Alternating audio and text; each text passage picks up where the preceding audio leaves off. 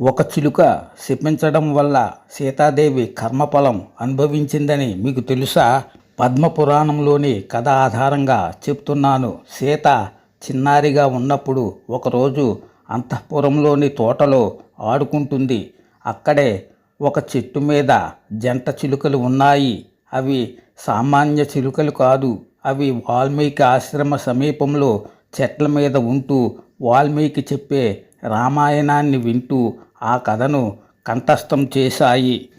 అంత తెలివైన చిలుకలు అయోధ్యలో రాముడు అనే గొప్ప రాజు ఉన్నాడని, ఆ రాముడు జనక మహారాజు కూతురైన సీతను పెళ్ళాడుతాడని, వాళ్ళు అడవులకు వెళతారని, రావణాసురుడు సీతను అపహరిస్తాడని అంటూ ఆ జంట చిలుకలు పాడుతున్నాయి.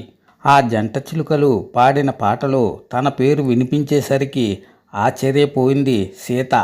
సీత ఆ జంట చిలుకల దగ్గరికెళ్ళి వాటిని ప్రేమగా నిమురుతూ, మీరు చెబుతున్న రాముడు ఎవరు, సీత ఎవరు, ఆ కథ మీకెలా తెలుసు అని అడిగింది. అప్పుడు ఆ జంట చిలుకలు, మేము వాల్మీకి ఆశ్రమం సమీపంలో చెట్ల మీద ఉండేవాళ్ళం. వాల్మీకి చెబుతుంటే విన్నాం. రాముడు చాలా అందగాడట, ఎంతో పరాక్రమవంతుడట. రాముడికి జనక మహారాజు కూతురు సీతకు పెళ్లి జరుగుతుందట అని వాల్మీకి చెప్పగా విన్నాము. బహుశా నువ్వే కాబోలు ఆ సీతవు. ఎందుకంటే రాముడి కంటే ఎంతో అందంగా ఉన్నావు కాబట్టి రాముడు పెళ్ళాడేది నిన్నేనేమో అన్నాయి ఆ జంట చిలుకలు. చిలకల మాటలకు సంతోషించిన సీత, మీరు చెప్పినట్టుగా రాముడు వచ్చి నన్ను పెళ్లి చేసుకునే వరకు మిమ్మల్ని నా దగ్గరే ఉంచుకుంటాను అంటూ ఆ జంట చిలుకలను పంజరంలో బంధించబోయింది సీత. జంట చిలుకలు భయపడుతూ, అమ్మా, మేము ఆకాశంలో స్వేచ్ఛగా తిరిగే పక్షులం. మమ్మల్ని పంజరంలో బంధిస్తే మేం బ్రతకలేం. పైగా నా భార్య గర్భవతి. దయచేసి మమ్మల్ని వదిలే తల్లి, మేం గూటికి వెళ్ళిపోతాం అని దీనంగా బతిమాలుకుంది మగచిలుక. మగచిలుక ఎంత బతిమలాడినా సీత వినలేదు.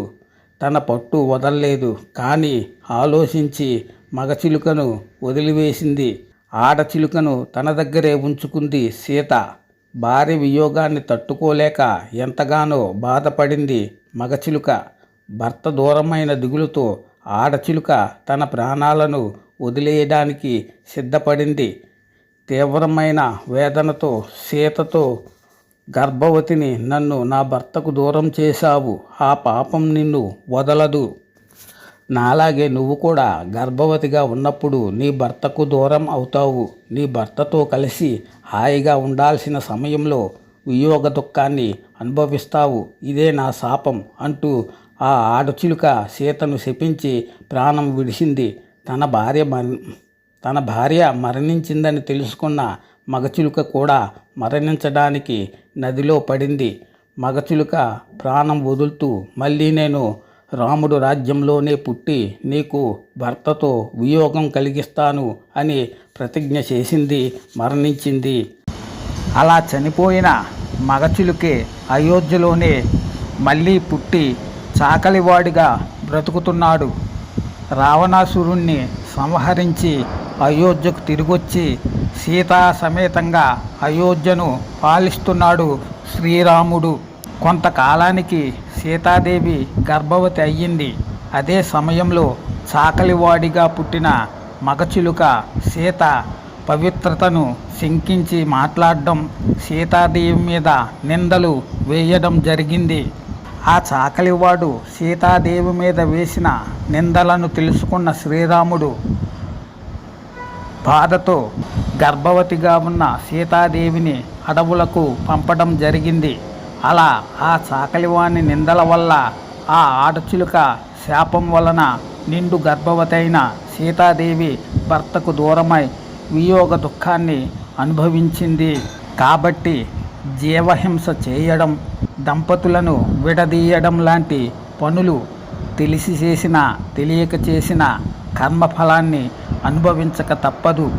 సాక్షాత్తు లక్ష్మీదేవి స్వరూపమైన సీతాదేవి కూడా కర్మఫలం అనుభవించక తప్పలేదు. కర్మ సిద్ధాంతానికి కట్టుబడి వియోగ దుఃఖాన్ని అనుభవించింది సీతాదేవి. ఇక మానవ మాతృలం మనమెంత, తస్మాత్ జాగ్రత్త.